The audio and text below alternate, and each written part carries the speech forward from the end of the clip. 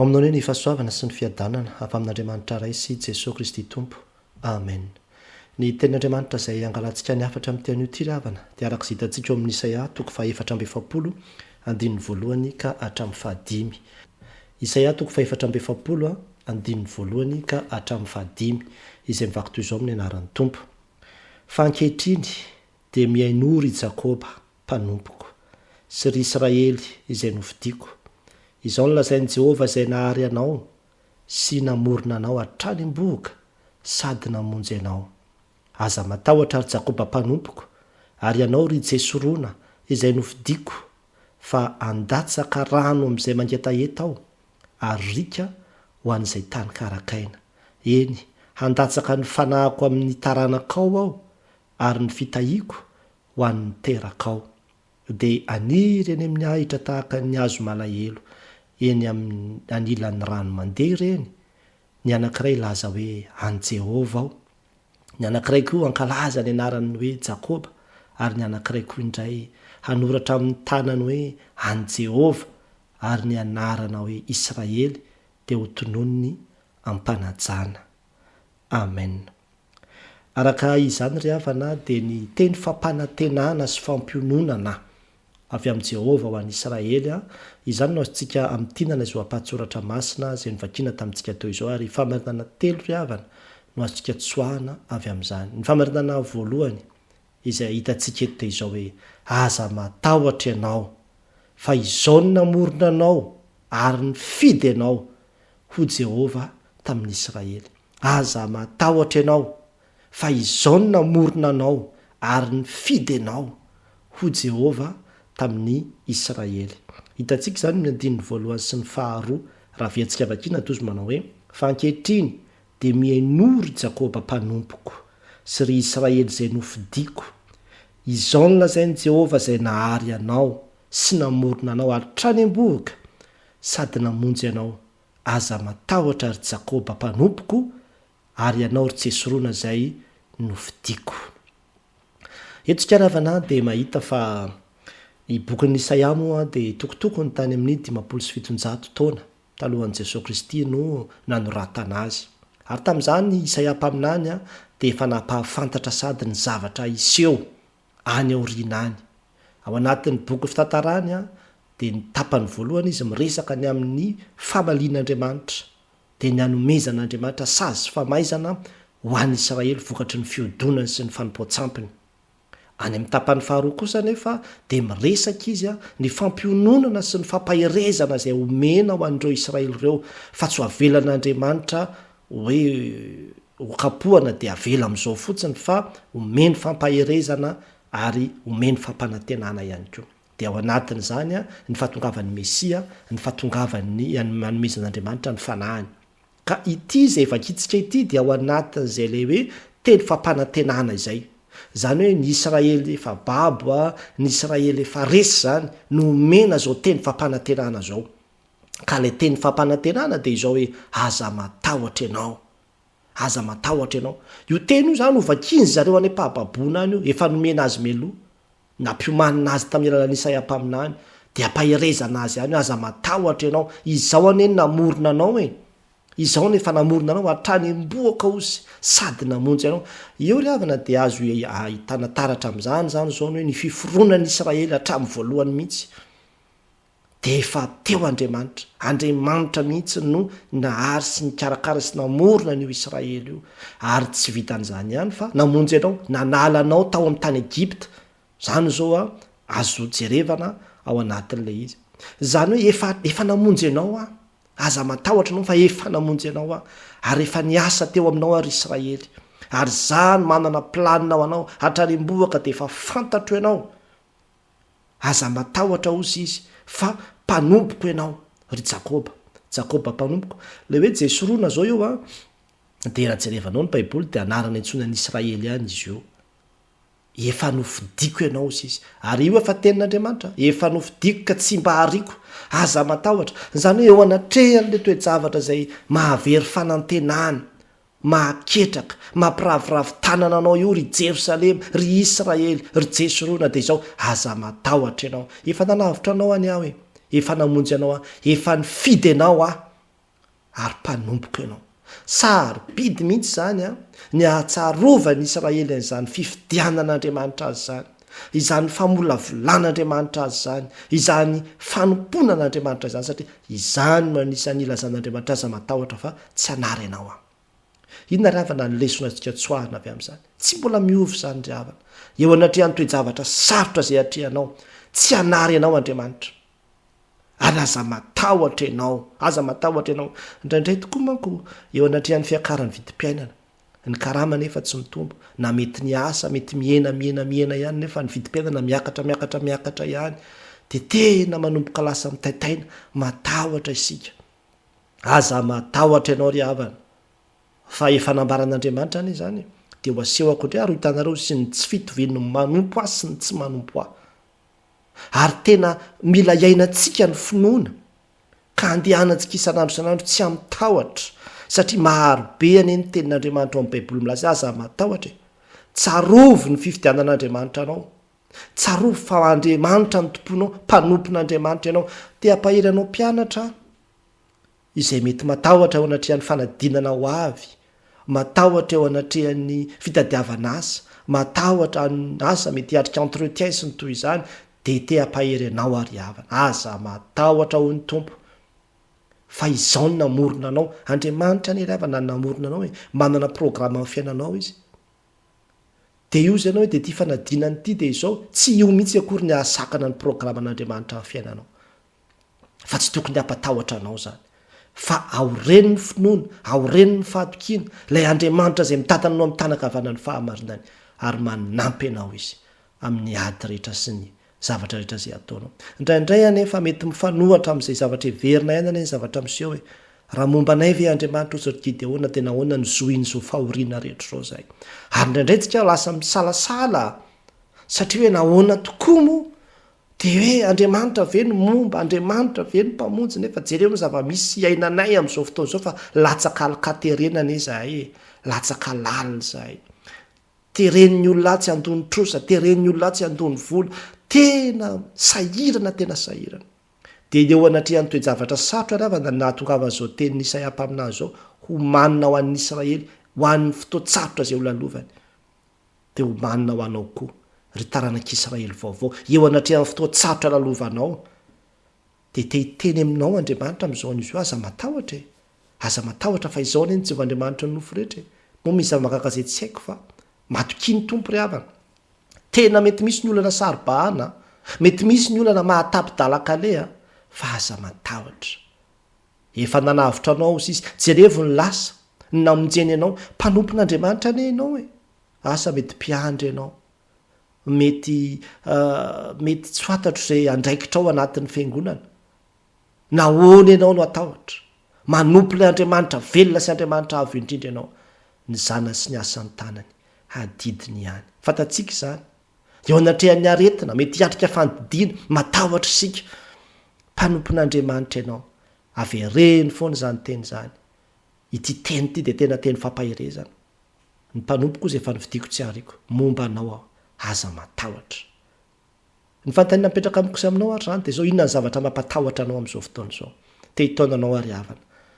Raiso, ampinoana izao teny izao, fa Andriamanitra miteny aminao hoe zany namorona anao hatrany am-boaka, zany ny azonanao sy nahary anao toy izao. Aza matahotra fa efa nanavitra anao aho, mbola afaka ny hanavitra anao aho, ary afaka mbola hamonjy anao aho. Ary zany ny teny fampanantenana sy fampiherezana menan'ny Israely homena anao koa zany ankehitriny. Dia angatao ny fanahy masina mpitoetra zany finoana zany ao anatintsika, hananantsika ilay toky fa miaraka amin'Andriamanitra isika, ary tsy misy matotra antsika. Ny famarinana faharoa izay hitantsika tokoa nefa dia izao hoe izay mangetaeta dia andatsahako rano ary omeko ny fanahiko sady hitoeran'ny fitahiako ho Jehova tamin'ny Israely. Izay mangetaeta dia andatsahako rano ary omeko ny fanahiko sady hitoeran'ny fitahiako ho Jehova tamin'ny Israely. Hitantsika izany ny andininy fahatelo sy ny fahaefatra. Raha verina vakina tozy manao hoe ary andatsaka rano amin'izay mangetaeta aho ary rika ho amin'izay tany karakaina. Eny, handatsaka ny fanahiko amin'ny taranakao aho ary ny fitahiako ho amin'ny terakao. dia niry eny amin'ny ahitra tahaka ny hazo malahelo ilan'ny rano mandeha ireny. Eto ravana dia hitantsika fa mitoeatrano ny Andriamanitra amin'ny fampahirezana, ary anisan'ny fampahirezana lehibe izay omen'Andriamanitra ho an'ny Israely ny hanomezana ny fanahiny, ny hanomezana ny fanahiny. Zany tena zavatra ngezabe zany ho an'ny taranakao izy omeko, ho an'ny taranakao ny fanahiko. Fa izao ho an'izay mangetaeta ozy izy. Zany ny ambarany io, handatsaka rano amin'izay mangetaheta. Le fanahy masina zany dia raisina tahaka ny rano ihany koa. Satria manao sara ny ohatra izy raha misy olona mangetaheta ozy dia handatsaka rano amin'izay mangetaheta. Rika mihitsy ho an'ny tany karakaina. Zany hoe tena rano be, rano mandeha tena avonto lay tany karakaina mihitsy. Zany hoe iny lay tany karakaina iny mantsy tena le misokatra iny zany entiny ilazany hoe misy etaeta, misy antso, misy faniriana lalina, rano ao anatin'iny. Dia eo anatrehan'izay dia omen'Andriamanitra ny fanahiny. Ho alatsaka ozy ny fanahiko ho an'ny taranakao ho an'izay mangetaheta. Ary tsy hoe ahazo ny fanahiko fotsiny izy fa rehefa mitoetra ao aminy ny fanahiko dia hitoetra ao aminy koa zany ny fitahiko izy. Hitoetra ao aminy koa zany ny fitahiko ary tena vokatra izy tahaka andreny hazo malahelo. Zany hazo malahelo zany hazo lehibe zany dia misy ravina milatsaka, misy ravina ohatrany milatsaka ohatrany hoe malahelo ny pozila izy. Raha mbola tsy nahita aloha santsika dia mety sarotra antsika nieritreritra an'le izy fa hazo midoroboka be milatsaka be izay ny tahon'izy io. Dia ohatrany hoe malahelo nefa tena hazo midoroboka be eo amoron'ny rano. Zany hoe tena haniry isandrahaka eo amoron'ny rano velona amin'ny fotoana izay handraisanareo ny fanahiko. Ny condition dia izao nefa ho an'izay mangetaheta, ho an'izay mangetaheta ozy no andatsahako an'io, ho an'izay mila, ho an'izay maniry. Dia io ravana dia tsisy hafa fa atsiarovana le tenin'i Jesosy Kristy io any amin'ny Luka 4:10 dia nilaza izy manao hoe mangatao izy dia omena ianareo, mitadiava dia ahita ianareo, dondomy dia hovana ianareo. Zay rehetra mangataka ozy no mahazo, ary zay mitady no ahita, ary zay mandondona no voana. Ka iza moa aminareo izy no angatahany zanany mofo no hanome azy vato, ary angatahany hazan-drano no hanome azy menarana ho solon'ny hazan-drano, ary angatahany atody ny hanome azy maingoka. Koa raha ianareo na dia ratsy aza mahalala hanome zavatsoa ny zanakareo, tsy mainka avy ny ray izay any an-danitra no hanome ny fanahy masina ho an'izay mangataka aminy, ho an'izay mangataka aminy. Zany hoe ho an'izay mangataka dia tena omen'Andriamanitra ny fanahiny, omen'Andriamanitra ilay rano velona, omen'Andriamanitra ilay rika izay hamoto ilay tany karakaina. Ka tonga io tany karakaina ho fitahiana be, isy hazo malahelo midoroboka eo amoron'izany rano zany. Zay le fitahiana zay. Inona ry havana ny lesona antsika tsoahana avy amin'izany? Dia toy izany ihany ry havana, sambatra ny nona sy mangetaheta ny fahamarinana, fa izy no fikisana. Ianao, inona ny tena mampangetaheta anao raha manantona an'Andriamanitra ianao? Inona ny tena mampangetaheta anao? Rano ve sa loharano? Zavatra samy hafa manko zany Ny rano dia zavatra hoe mety afaka azonao ray vera na ray kaopy na ray sio na ray bidon. Fa rehefa avy eo iny dia lany. Fa raha loharano no azonao dia tena tsy angetaheta intsony anao satria anana n'iny loharano iny mandrakariva ianao. Ary zany nahatonga an'i Jesosy amin'ny Jaona 4:9 rehefa niresaka tamin'ny mpianana izy toy izy manao hoe nareo any ozy mihazakazaka mitady ahety sy areo. Mofo ny tadiavinareo io, mofo. Ohatran'le nataoko tary atendrombohitra tary tamin'ilay mofo be dia be iny. Mofo hitadiavinareo izy. Zany efa ny mofonaina izay nidina avy any an-danitra ozy. Zany tokony hitadiavinareo. Eto ary havana dia te hitaona antsika. Jesosy mihitsy angatahana. Ny fanahy masina mihitsy angatahana. Fa indraindray diso fangataka sika. Lasa mangataka zavatra nanofitsika. Mangetaheta ianao fa etaetana zavatra eto amin'ity zao tontolo zao ty fotsiny. Fa raha tena tianao no afaka etaeta ka tsy ho mangetaheta mandrakizay, Jesosy mihitsy. Ny fanahiny mihitsy angatahana. Fa omeny, mangatao izy dia omeny ianareo. Angatao mihitsy ny fanahy masina hiasa mikery ao anatinao, hamoto anao, hitarika anao. Indraindray manko tsika mitady fitiavana, mitady fiadanana, mitady le fahasambarana eto amin'ity zao tontolo zao ity, dia izany no angatantsika. Fa aiza moa ry havana ny misy an'izany? Vakio anie ny vokatry ny fanahiny amin'ny Galatia 5:5-20, fitiavana ozy, fiadanana.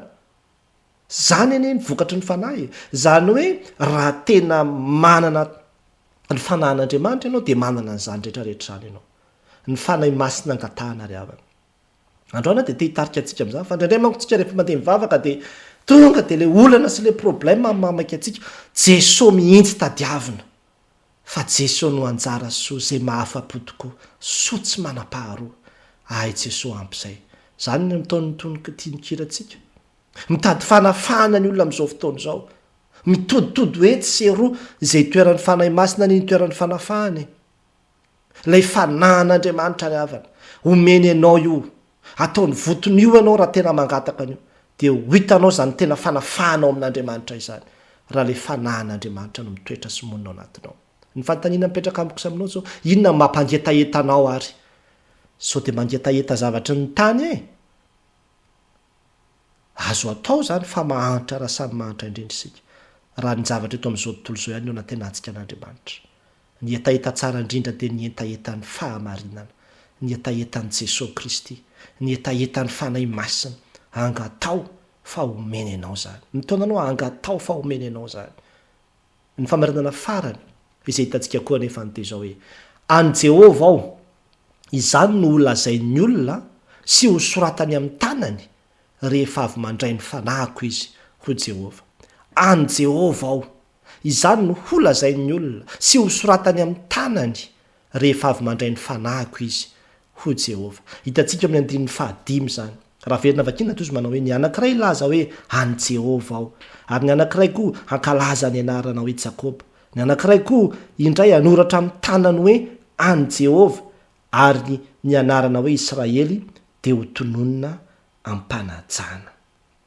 eto raha vantsika dia mahita hoe inona ny vokatra ilay fandraisan'ny olona ilay fanahy masina dia eo ambony hoe fanambarany teo ilay fitahiana zany le fitahiana be deabe zany hoe tsy tonga dia le fitahiana aloha fa le fanahy masina aloha zany no angatahana dia tonga ho azy koa le fitahiana zay zany le tianytenena fa akoatran'izay dia izao lasa isy fanolorantena ngeza be ao anatin'ny olona zany ny dikany hoe any Jehova io any Jehova fanolorantena io vokatry ny fony le olona zany dia ilaza izy hijovavolombelona izy hoe any Jehova satria le fanahy masina ao anatin'ny olona manko no manosika azy amantatra ny identitéany no maha izy azy hoe aniza izy ianao ty an'Andriamanitra zay zany lasa zavatra tsapany dia ary tena ho reharehany io holazainy io ny anankiray izy teny hoe any Jehova ny anankiray indray ho soratany amin'ny tanany tatoazy anie zany io soratany amin'ny tanany zany ho ataony tatoazy mihitsy zany hoe any Jehova zany hoe tena ho aseho an'ny olona mihitsy zany ny vokatry ny fananan'ny olona ny fanahy masina zany le fidiran'ny fanahy masina ao anatin'le tany karakaina sy ilay mangetaheta teo zany dia ahatonga azy hanolotra ny tenany ho any Jehova fanolorantena zany inona ny lesona antsika tsoahana avy amin'izany ry zanak'Andriamanitra anizy ianao mila mamaly an'izany fanontaniana izany tsika ary ny fanahy masina dia raha mitoetra sy manjakona antsika dia mitarika antsika izy hamantatra zany ana tsy tompony tenako fa an'Andriamanitra aniza ny talentanao io anie ry havany ny fahaizanao ny andronao ny arena sy ny vola am-pelantananao azonao atao mihitsy an'Andriamanitra reo any Jehova tsy nitondrana inana indratra teto ianao ary tsy tondrana inana ivoaka eto koa ialy eto fa zavatra zay omenanao dia ampindramin'Andriamanitra anao azy avokoa ny zavatra rehetrarehetra dia afaka manolo tena ao an'Andriamanitra tsara mihitsy hoe an'Andriamanitra ny talentako manomboka zao dia an'Andriamanitra ny androko rehetra ny androko sisa dia an'Andriamanitra ny fotoanako an'Andriamanitra zao an'Andriamanitra izay le fanolorantena izay ny olona hitoeran'ny fanahy masina dia manao an'izay an'Andriamanitra ny saiko ny fonao efa tena an Jehova ve ny fonao efa an Jesosy ve ny fonao indraindray manko ny fontsika io mbola hitoeran-karatsiana sy fahalitoana samihafa ao mihitsy moa zany no mivoaka daholo zany rehetrarehetra zany fa izao atolory ihany fonao izy atolory ihany fonao azonao atolotra ho any Jehova mihitsy ny fonao dia amin'izay fotoana izay izy ny anadio ilay fonao a izay maloto a izay toerany fankahalana sy ny fahatezerana samihafa any Jehovah io foko io ka raha any Jehovah io ravina tsy manana toerana ao anatin'io mihitsy ny fankahalana fa tsy maintsy hoe sorony ao zany any Jehovah ny foko any Jehovah ny saiko azonao atao koa zany ka rehefa any Jehovah le saina dia mazava ho azy fa misy zavatra tsy tokony ho meditena na ho eritreretana na ho visavisaina ntsona ao anatin'io saina io satria any Jehovah le izy any Jehovah le izy dia ohatran'le olona anankiray hoe tezitra mivadina izy dia efa tsy tompony tena ntsony ny kristianina fa efa an'Andriamanitra ny tenany dia ny tananao ve inozy izy dia andehananao hikapoka ny vadinao any Jehovah zany ny tananao dia Jehovah zany dia andeha hikapoka andeha hikasy tanana ny vadinao ve tsy ny fanahintsika indrindrandrindra ry havana aniza ny fanahintsika fa tena miady an'io fanahintsika io anie ny tontolo roa samihafa dia ny maizina sy ny mazava efa afaka hiteny venao hoe any Jehovah ny fanahiko sa mbola eny am-pelantanana Satana ka raha Satana ny tomponao dia eny am-pelantanana ny fanahinao tadio zay fa tsisy en'izany hoe ahoana moa ny afantarako n'izany zay tomponao ny tompo ny fanahinao ka raha mbola manompo tromby ianao na manompo zavatrafy ianao na manompo sampy ianao dia vola ene zany ny mpiaro anao anazy zany ny fanahinao aza miandry rehefa eo am-pavahoana amin'ny fahafatesana avana va hoe atolotra anao ny fanahiko Andriamanitra aza eo am-pavahoana amin'ny fahafatesana voanolotra ny fanahitsika ao an'Andriamanitra fa izao dia efa ambarao sady hoe any Jehovah ny fanahiko any Jehovah ny zatratra izy ny tompoko izy ny vavahako ny fanontaniana mipetraka amiko sy aminao zany dia izany hoe aniza ny tenanao aniza ianao mitaonanao ary havana anao tahaka reto olona zay ambarany isay ampaminany hoe fotosan'Andriamanitra ny fanahiny ilazo ireo hoe an'Andriamanitra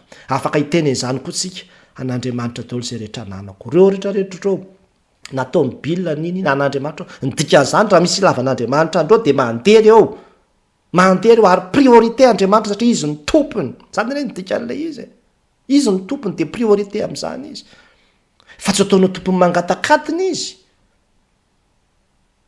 an'Andriamanitra isika ry havana angatao mihitsy mifanahy masina mpitoetra zany famarinana zany anatsika tonga antsika n'olo tena ho azy isan'andro raha fitinina zay rehetra voalaza teo dia izao voalohany hitantsika teo hoe aza matahotra ianao fa izao ny namorona anao ary ny fidy ianao ho Jehovah tamin'ny Israely ianao koa ry havana sarobidi ny fifidianan'Andriamanitra anao hatrany am-boaka dia efa fantany ianao izy ny mitantana ny fiainanao amin'ny tanakavanany fahamarinany mety mandeha ny miakatra sy midina mety ao anatin'ny fotoatsarotra ianao zao fa tsy midiky zany eo nandahoanao Andriamanitra fa mbola ao aminao izy mbola miaraka aminao izy aza matahotra fa momba anao izy ary mokanao mpandresy izy satria zay miaraka aminy dia manoatra noho ny mpandresy ny faharoa hitantsika teo hoe izay mangetaheta dia andatsahako rano ary omeko ny fanahiko sady hitoerany fitahiko Jehovah tamin'ny Israely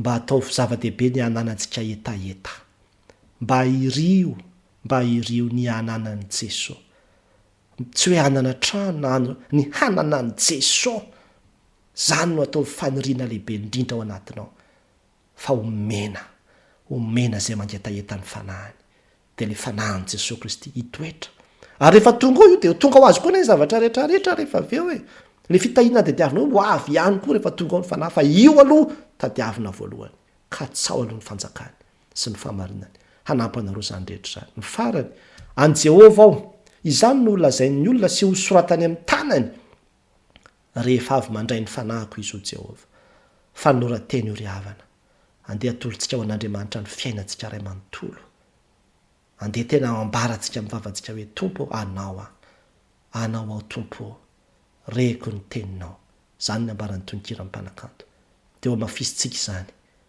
amen